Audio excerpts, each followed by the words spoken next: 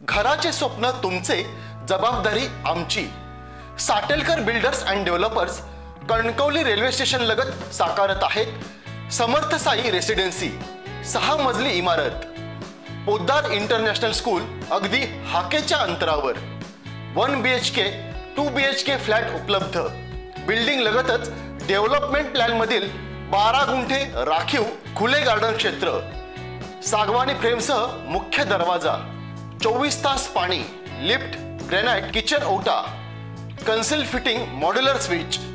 संपर्क 9420 73 94 18 आणि 8605 74 10 30। जानवली कृष्णनगरी येथील मोहिते यांच्या मालकीच्या दत्त मंदिरातील चोरीस गेलेली दत्तमूर्ती काल दिनांक 10 जुलै रोजी मंदिराच्या आवारात नाट्यमयरित्या आढळून आली। गुरुपौर्णिमेच्या दिवशी मूर्ती आढळून येणं हा दैवयोग असून अलौकिक शक्ती तिच्यात असल्याचा दावा मोहिते कुटुंबियांकडून करण्यात येतोय। सदर मूर्ती ही सोन्याची असून ती 2018 साली खोदाई करताना सापडल्याचे मोहिते कुटुंबियांकडून सांगण्यात येते। तसे असेल तर याबाबतची माहिती त्यांनी पुरातत्व विभागाला द्यायला हवी होती, परंतु तसे काही न करता त्यांनी मंदिरात तिची स्थापना केली आणि मूर्तीच्या बाबतीत इतरही काही अंधश्रद्धा पसरवून धर्माच्या नावाने लोकांची फसवणूक चालवली आहे। याबाबत अंधश्रद्धा निर्मूलन समितीचे सिंधुदुर्ग जिल्हा संघटक विजय चौकेकर यांनी कणकवली पोलीस निरीक्षक अतुल जाधव यांच्याकडे निवेदन दिले असून कथित स्वयंभू दत्तमूर्ती पुरातत्व खात्याच्या ताब्यात देण्याची त्यांनी मागणी केली आहे। नमस्कार, मी विजय रोहिदास चौकेकर, अखिल भारतीय अंधश्रद्धा निर्मूलन समितीचा जिल्हा संघटक म्हणून मी काम करतो जिल्ह्यामध्ये।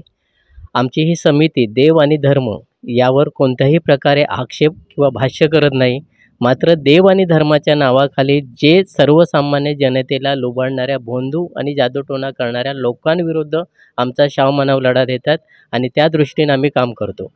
जानवलीचं मूर्ती संदर्भातली जेव्हा माझी माहिती व्हॉट्सअपवर आली तेव्हा आम्ही सुद्धा हे निवेदन दिलेलं होतं की ती मूर्ती खरोखरच वजन दाखवत नाही का किंवा त्या वजन आहे किंवा नाही याची खात्री करावी आणि तशीच ती मूर्ती सोन्याची असल्यामुळे ती खरोखर आता मूर्ती जी पूजेला आहे ती सोन्याची मूर्ती आहे की दुसरी आहे ह्याबाबतचं निवेदन आम्ही त्या काळी 23 सालामध्ये पण दिलेलं होतं।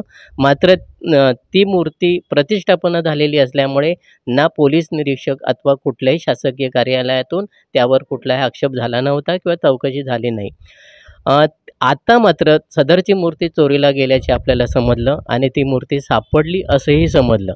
त्यामुळे ही मूर्ती आता पोलीस स्टेशन किंवा तहसीलदार किंवा जिल्हाधिकारी कार्यालय ती पाहणी करू शकतात ती खरोखरच ती सोन्याची आहे का आणि त्याला वजन आहे का, कारण तिने दिलेल्या मूर्ती पूर्ण सोन्याची आहे आणि तिला 0 वजन आहे असं तिने अफवा पसरल्यामुळे लोक भाविक श्रद्धेने आले आणि श्रद्धेने तिथे बाजार सुरू झाला। आम्हाला श्रद्धेच्या विरोधात कुठेही बोलायचं नाही, पण लोकांच्या श्रद्धेचा फायदा घेऊन जर त्या व्यक्तीने फसवणूक लोकांची करत असेल तर मात्र ते आहे। आज आम्ही निवेदन देताना माननीय पोलीस निरीक्षक यांना आम्ही विनंती केली की सदरची ती सोन्याची मूर्ती तीच आहे का किंवा तीच नसेल तर आता जी मूर्ती जर असेल ती सोन्याची नसेल तर ती सोन्याची मूळ मूर्ती कुठे गेली, मग मोहिते कुटुंबाने ती गायब करून त्या टाकी दुसरी मूर्ती ठेवली का किंवा आता जी चोरीला मूर्ती गेली ज्या चोराने चोरली त्या चोराने ती मूर्ती गायब करून दुसरी ठेवली का, एक कुठले तरी दोघांपैकी बदल करणारे ह्या दोघांपैकीच कोणीतरी असू शकतात।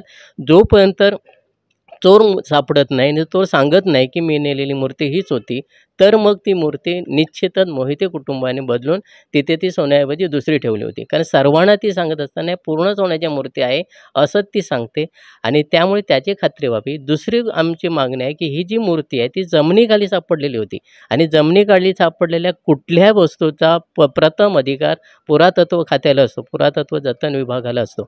मग त्यावेळी त्या व्यक्तीने ना पोलीस स्टेशनला कळवलं, ना तहसीलदारांना कळवलं, ना जिल्हाधिकाऱ्यांना कळवलं, कोणालाही न कळवता ती मूर्तीची तिने प्रतिष्ठापना केलेली होती।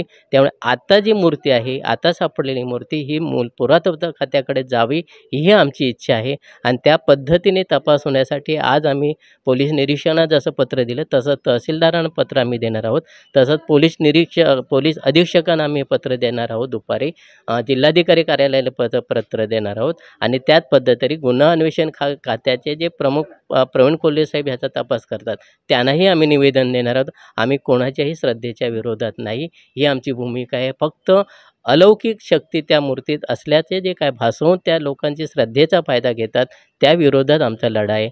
धन्यवाद. ताज्या अपडेट्स आणि ताज्या बातम्यांसाठी आजच सबस्क्राईब करा आपला सिंधुदुर्ग डिजिटल न्यूज चॅनेल.